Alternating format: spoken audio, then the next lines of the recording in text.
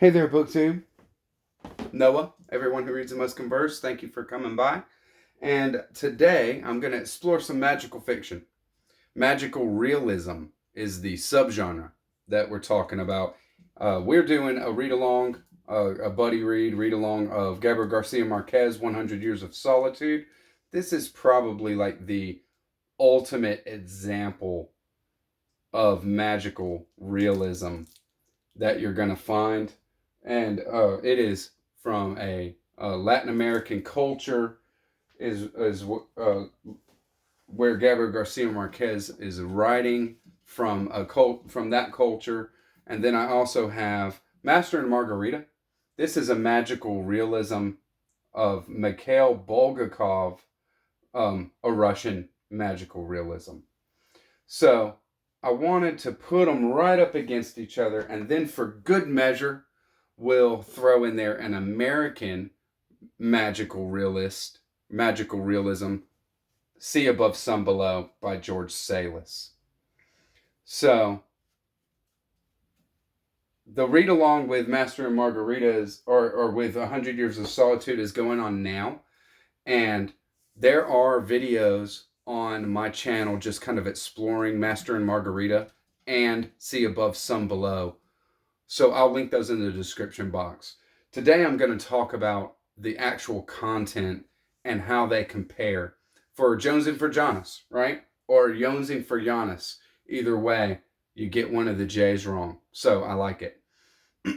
First off, maybe, go just start with 100 Years of Solitude, because like I said, this is the ultimate example of magical realism.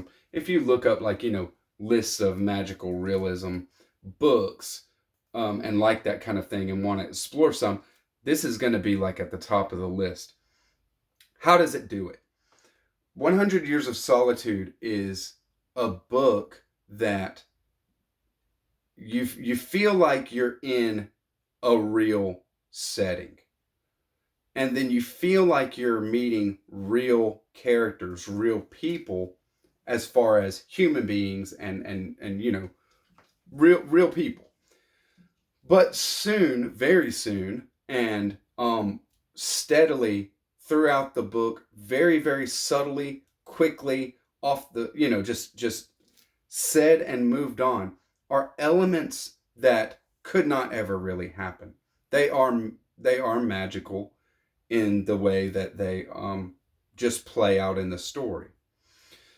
For example, a character gets murdered or commits suicide or has a brain aneurysm or for some reason just dies unexpectedly, and they don't know why.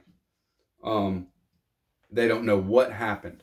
But how the town finds out is blood drips from the door in the bathroom where the character has fallen, goes out, down the hallway, out the front door, under the front door, down the street, into a house of the character's parents,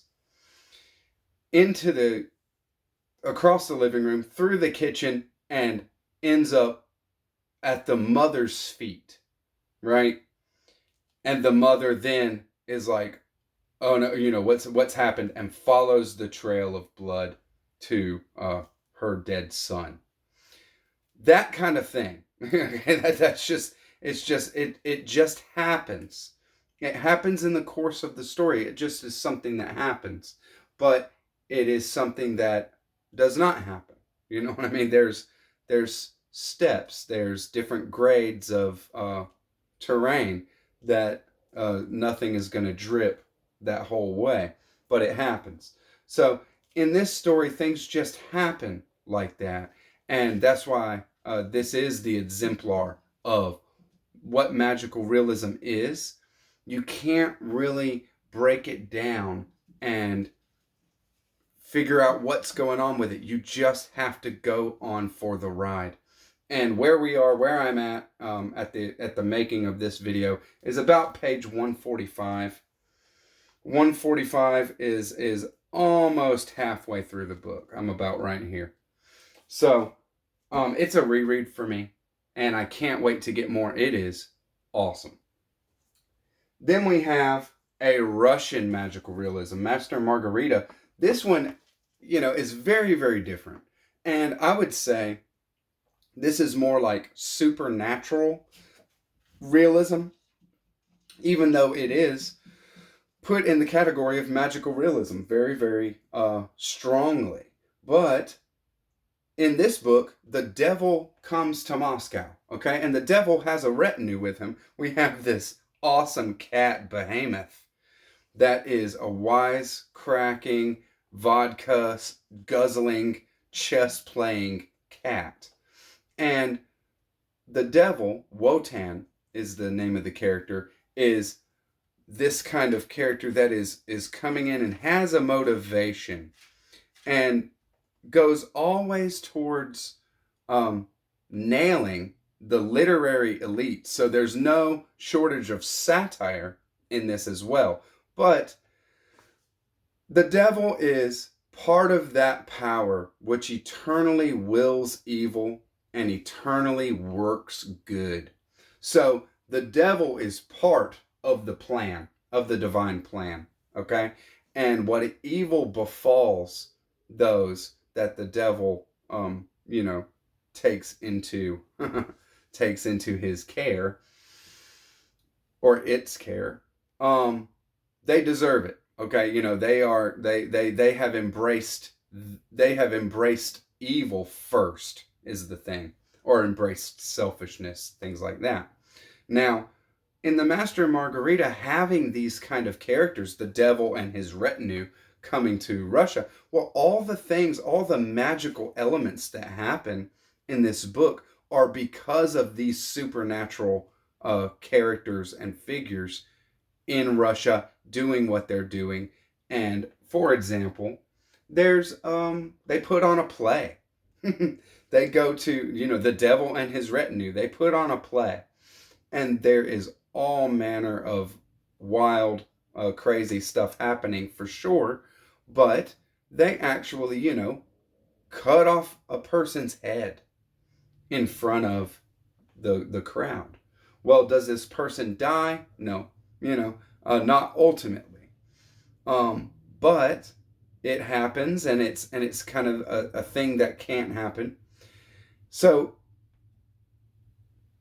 what I'm saying with this is the difference between this and 100 Years of Solitude is enough to say that this isn't exactly like magical realism. We're not in a real a place where we feel like we're following real happenings and then magical elements just happen.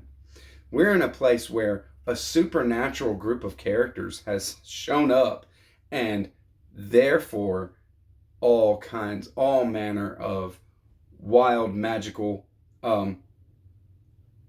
things ensue. And so I would put it in more of a category of supernatural fiction. And that's just it. So brings us to our third. So an American version of magical realism is Sea Above Sun Below by George Salas. So in Sea Above Sun Below, we have a very real group of characters. We have a group of skydivers. They're normal day-to-day people as far as we can tell. And in this book, things happen to these characters in the way of vision sometimes, but also in the way that certain things happen to them, or they take on certain attributes that actually give the reader insight into that character's temperament or that character's personality. Say, one of the characters, for example, is shedding skin.